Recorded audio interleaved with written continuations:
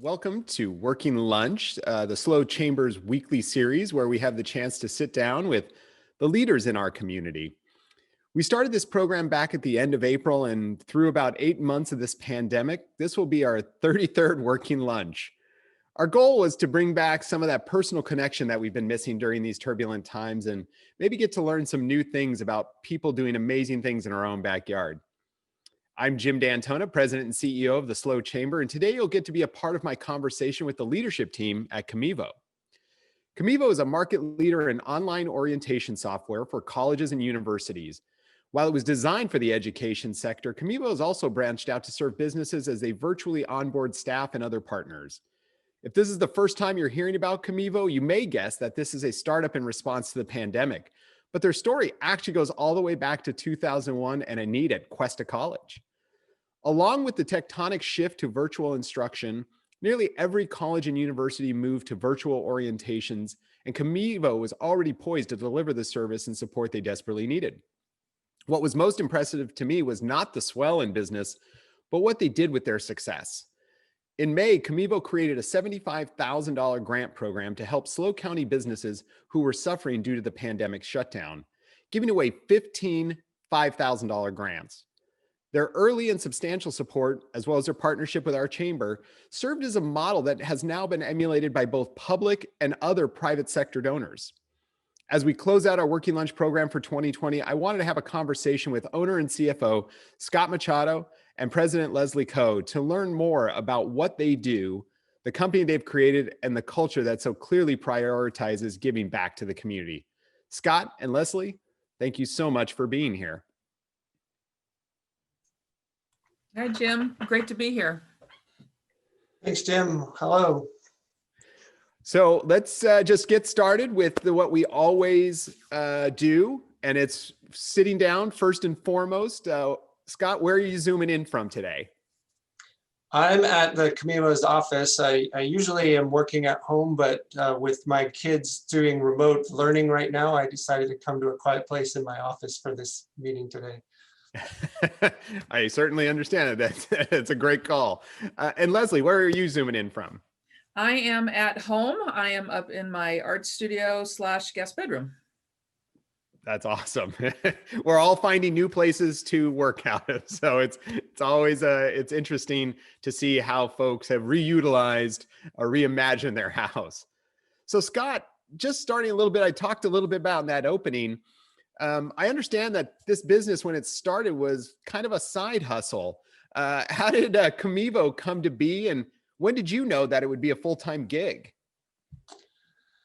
Yeah, I had a full-time job back 2001, but was always interested in running my own business, having my own business.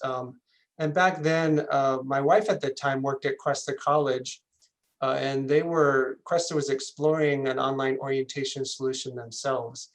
And so she spoke up and said, hey, I actually know a programmer. That's my background. I went to Cal Poly for computer science, and that's the job I was in at the time, was development. And so we entered into an engagement with Cuesta, and I built an online orientation for them, with the kind of the idea to make it so that it was reusable, other schools could use it. What's interesting is, I didn't know at the time, but I learned later on, in 1999, there were two guys who lived in Arroyo Grande who actually did an online orientation for Allen Hancock College. And so, several years down the road, probably around 2003, 2004, we came to know about each other because we were competitors, really. We were trying to sell our orientation to other schools. They did a much better job than I did. They had about 25 schools. I was able to resell it to two.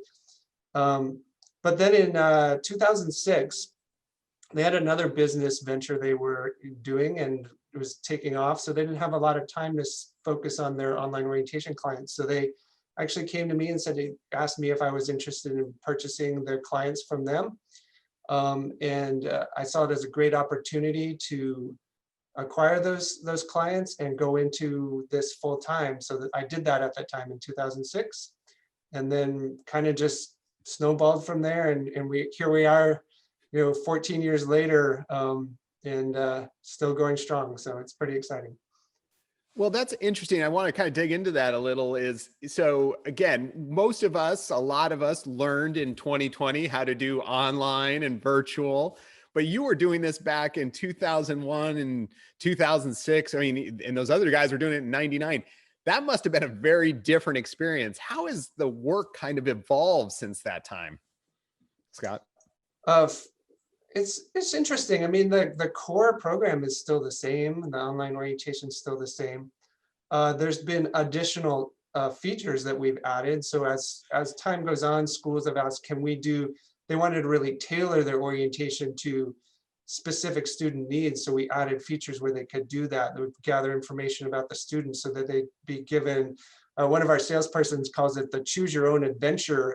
I don't know I don't know who's watching today, but some of you will remember back in your childhood, there was books where you could pick where you wanted to go to next. So it's kind of that concept. And for me personally, it's, the company's grown. I was the only person back in 2006, and now we have, Leslie could probably speak to this better, but somewhere in the range of 22, 23 employees. So it's pretty exciting. That's pretty amazing. And I would be interested to know, is back in 99, 2001, how many students could actually access or have the tools available at their home or whatever to go online?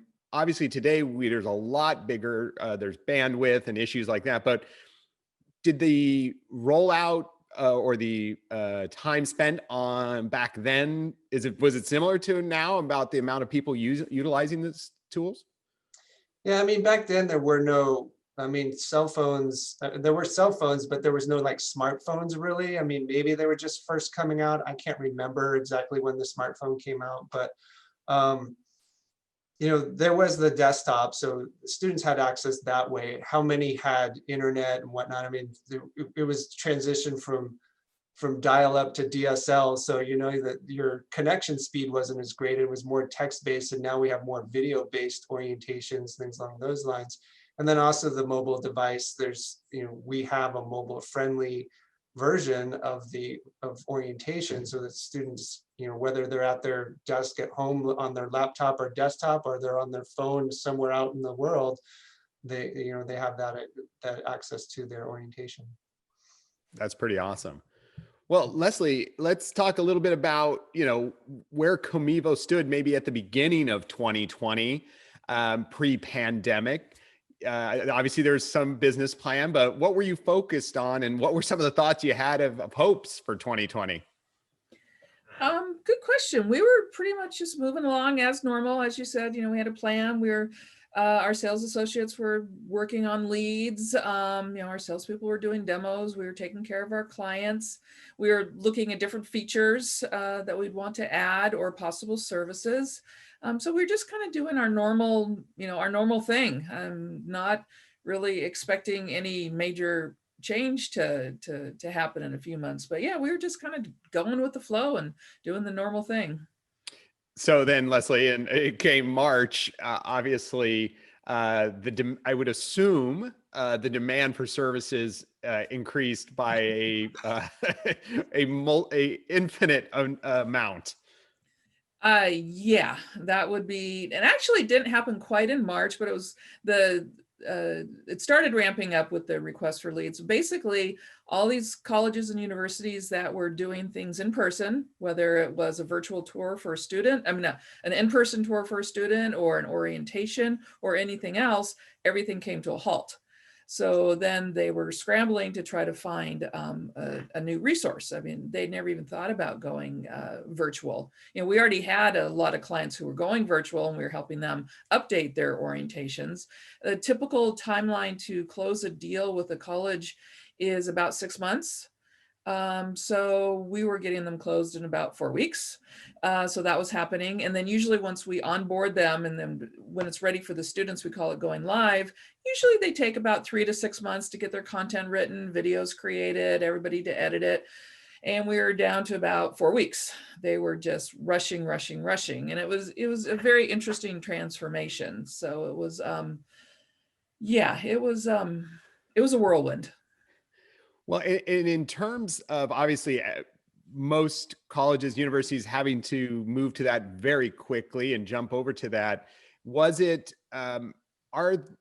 did you find the growth to be overwhelming for you in terms of having to ramp up your staff? Actually, that wasn't so bad. I would say because most of our software is cloud-based, so you could work remote. And if you need to get on our internal service, you could remote in. Some of us had a few challenges on that, but we got it taken care of. The biggest area that we had the issue was because with the growth we were hiring, was recruiting and onboarding via Zoom. Very impersonal.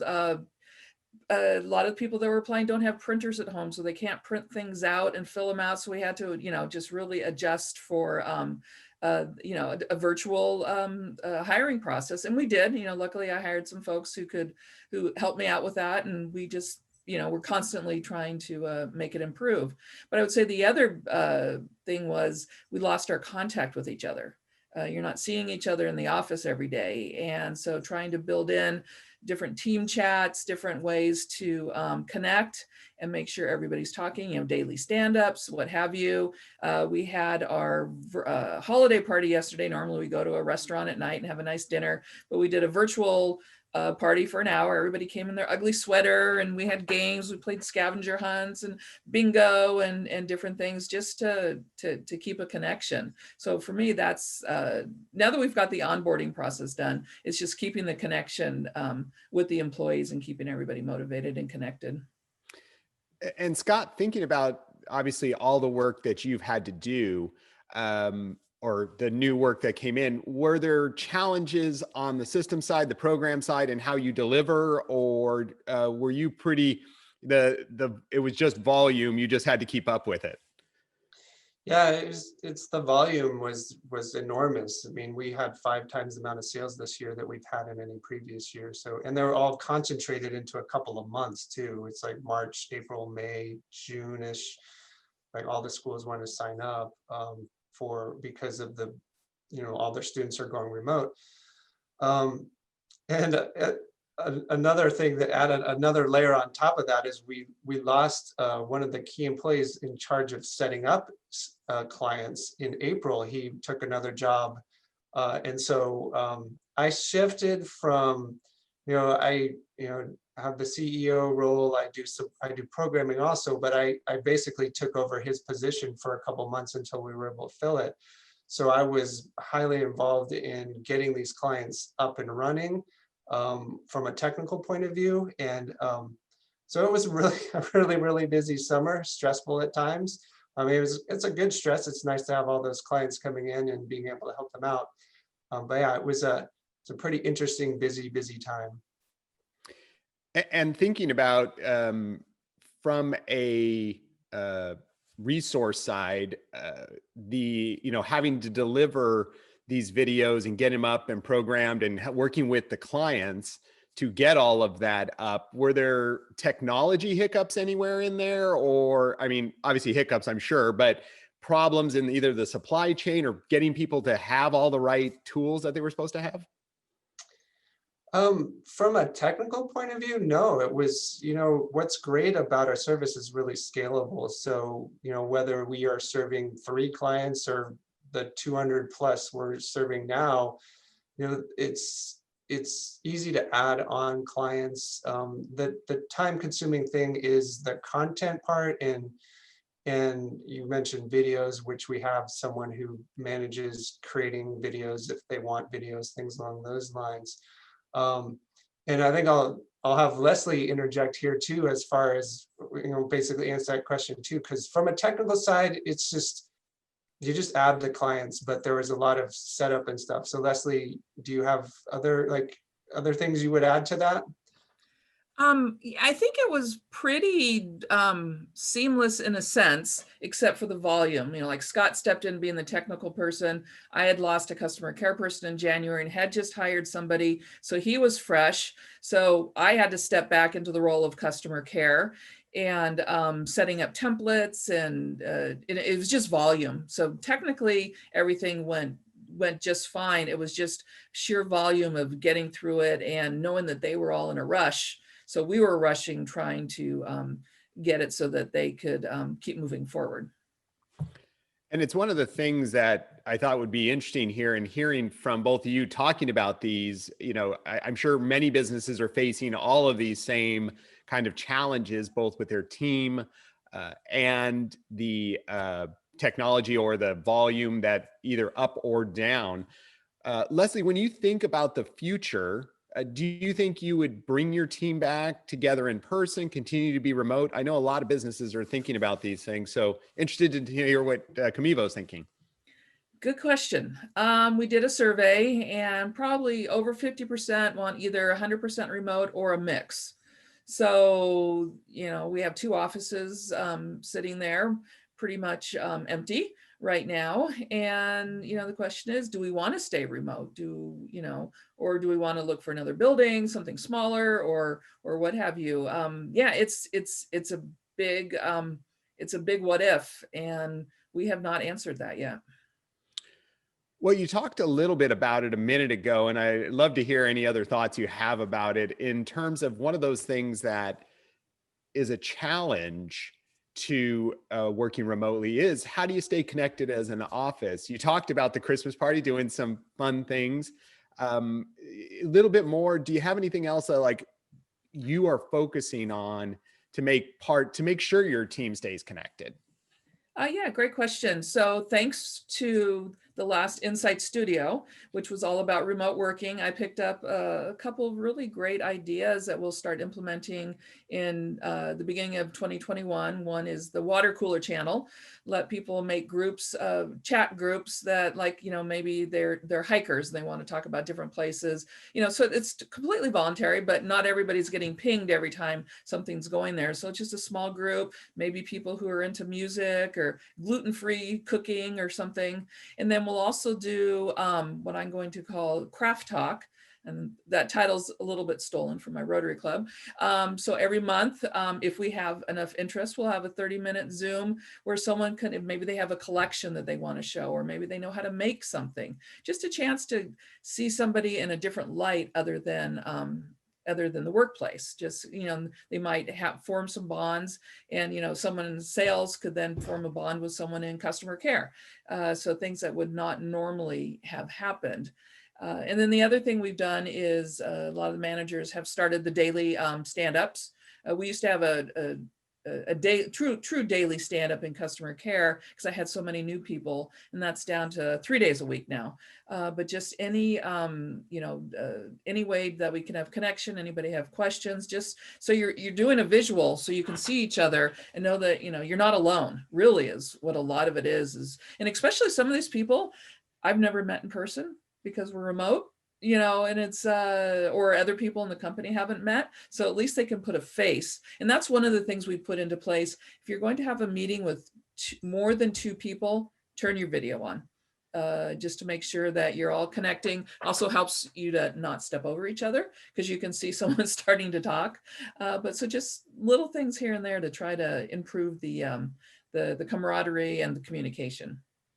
That's really great. A lot of great info in there about how to keep that connection, because it is one of those things you lost. I've never even thought about the idea of having to hire someone and have never met, never been face to face with them. So that's a really interesting problem. It'll be interesting to see what parts we bring back and leave behind coming out of this pandemic. Scott, you were one of the first private entities to step up and assist other businesses early in the pandemic, and really been a trendsetter for the local governments here, even inspired other private support. Tell us a little bit about what thought process or what motivated you to do that. Yeah, I mean, so, everyone in business knows the struggle it is to run a business, to start up a business, to just all the, there's so many things about in normal circumstances, right? And then all of a sudden come along some virus and a pandemic and shutdown and whatnot. We didn't know what to expect. I was filling out the PPE loan applications myself right when things hit. And then all of a sudden we saw, oh, well, we're actually going to be a company that benefits because of this pandemic. And I know that there's so many businesses out there that the reverse was true. It's like shut down, they couldn't even open their doors. And that's just tough. That's really, really tough. Like I said, even in normal times, running a business is challenging and difficult. And there's so many things that could go wrong. And then this big, big thing came. And so, it's just almost a natural like reaction to the fact that, oh, we're benefiting. There's other that are hurting and suffering. It just makes sense to kind of spread that out, like spread our profit out amongst others who were not seeing that same effect in their business.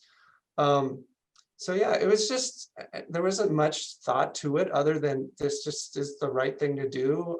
San Luis Obispo is an incredible community and we all kind of look out for each other here. And I would hope even on a more like wide range outside of San Luis Obispo, that kind of the same kind of concept that exists amongst business owners. So yeah, it was just a natural inclination to just do that. It seemed like the right thing to do. Well, I will say it, when you approached our chamber and asked for how could we help or help do this, we were blown away about the idea. We know people support each other in this community. It's great. It's one of the great things about this community. But the level to which you guys supported was truly amazing. I want to give you a ton of credit for that. But how quick was that? What was that decision-making process? Did you just wake up and you're like, I know how I'm going to do this. I'd like to provide grants to people. Or did you connect with some others in that way, Scott? Well, I mean, yeah, it probably was a middle of the night kind of like, how can we help other businesses? Because I was just like, this is not good for a lot of businesses. I mean, I think more businesses suffered than like, had a profit out of it. So I went to our board and talked about it and they thought it was a good idea. We definitely needed to have some organization help facilitate it. And that's where I'm so glad the chamber came in and helped us out with that, because for us to manage and try and do that all on our own, we knew we couldn't do that. So we definitely needed the support of the chamber, and again, really appreciative of all that. So yeah, it was kind of the middle of the night aha idea, but then there was a lot of like other people involved to make sure that it actually happened. Well, and I will say it has been incredible. It gave us an opportunity. We had never really considered it before, but we were like, we agreed with you that this was the right time. Like people needed it. We needed to help figure it out. So from an administration, I was super, we are appreciative of what you were doing, but it did help everybody else figure out how to do it. So again, we're super appreciative of that. But I think there's a little bit, as we were talking earlier, it seems that this kind of idea permeates the kind of ethos of your company. We saw that your employees voted to increase your contribution. Tell us a little bit, Leslie, how you empower your team to kind of participate in giving back. Yeah, we've always done non-local, not necessarily local, but nonprofit donations. And in January, we sent out an email to the staff and say, vote, nominate 3 nonprofits that you care about. And then once we have the list, we send that out and we say, okay, vote for your top 3 or 4 who you'd like to see receive donations 3 or 4 times in the year. And so this year we actually decided to do 4. A lot of times it's just 3. And one of the nonprofits was put in there was the Small Business Relief Fund. But example of the other ones that we did was the Slow Food Bank, Transitions Mental Health, and the Underground Railroad, which is for human trafficking. So they each get a check. They've gotten 2 checks this year so far. And so we support them, and then we'll do voting again in January. But in addition to that, we also give out scholarships to students throughout the country. We send out a campaign, send it to a lot of our clients who are schools, and they send it out to their students. And so it's for, 2-year and 4-year colleges. So we give away 6 to 8 scholarships, depending on the year, to help out students. So when we can help, we definitely want to help. And that's definitely as you say, the ethos that we want to have in the company. Well, it's certainly something that we at the Chamber wanted to highlight for showing. We know there's plenty of people out there who want to help and find ways, and showing this example has been really, for all of us, amazing. And we wanted to highlight the great work you guys are doing and are so, once again, so appreciative of it. Kind of looking, Leslie, is there something you've learned in the past few months that you're going to hope sticks with you into the future through this pandemic? Well, this forced us into doing some streamlining that I've been wanting to do. So I just want to keep improving our streamlining and our processes. And the employee employee bonding, getting to know each other better. I would say those are probably the 2 silver linings for me. And Scott, how about you? There's anything that you've taken out of these last few months that you think will stick with you kind of into the future? Yeah, I mean, it's kind of more on a personal level. It's that, like, I've learned to be more flexible. Like, I really had a rigid schedule before this all hit, and it kind of, like, pandemic forced me to be more flexible. And I found that, things still get done, and life still goes on, but without the stress of, like, feeling like I have to be at a certain place at a certain time. It's just kind of more organic. So that was really interesting, something that I've learned this year through, like, kind of forced to learn this year through the shutdown, and having to be flexible and adjust to different things. So that's my takeaway from my positive takeaway from this year. So yeah. That's great. And yeah, I'm sure there's a few other takeaways from the negative side that you will also, but we'll stick with these to close out the year. So unfortunately, we're already at a half hour into this. It's been so amazing hearing about Comevo and the work that you guys are doing. If folks out there want to learn more about Comevo, Leslie, where should they start? At our website, comevo.com, comevo.com. And it's got example orientations, our career pages, all kinds of good information on us. Fabulous. And definitely, it seems like something we all had thought about in the past, and now it looks like it might be permeating all levels of all industries. So it should be super interesting. We always end our conversation with a question. So Leslie, I'll start with you. What are you looking forward to this weekend? Playing in my studio, playing with fabric, playing with color. Oh, okay. Well, now hold on. Now I need to ask a follow-up question to that. I do see some things on the background behind you. Is that a quilt, or do you? Yes. What do you? I like to make quilts. I like traditional and art quilts. I'm in a leftover phase. I'm find all kinds of blocks from different projects, and I'm trying to put them together. I'm on number 3, so that's my challenge to myself. Well, that sounds awesome. Very cool. And Scott, how about you? What are you looking forward to this weekend? Well, me and my kids are going to finally get around to getting a Christmas tree and decorating it and getting the house ready for Christmas next week. So we're pretty excited about that. Yeah, it's crazy that it's 7 days away and that we're already at the end of the year. So it should be fun. I want to thank Leslie and Scott. Thank you so much for taking your time today to be with us and talk a little bit about what you've done with your company. We're so appreciative of your time. We know there's a lot of things going on. So Scott and Leslie, thank you so much. Thank you, Jim. Thanks, Jim. It's been a pleasure. So for the rest of you out there eating lunch with us, working lunch has been one of the Chamber's many new endeavors that we've discovered in the past few months. And I've so enjoyed sharing my conversations and creating a bit of connection while we have to be socially distanced. We hope that you enjoy it. We will be back in 2021 with all new guests and looking to connect you to great things happening in our community. I do want to thank the chamber team that helps put all this together, Molly Kern and Jackie Clark Charlesworth.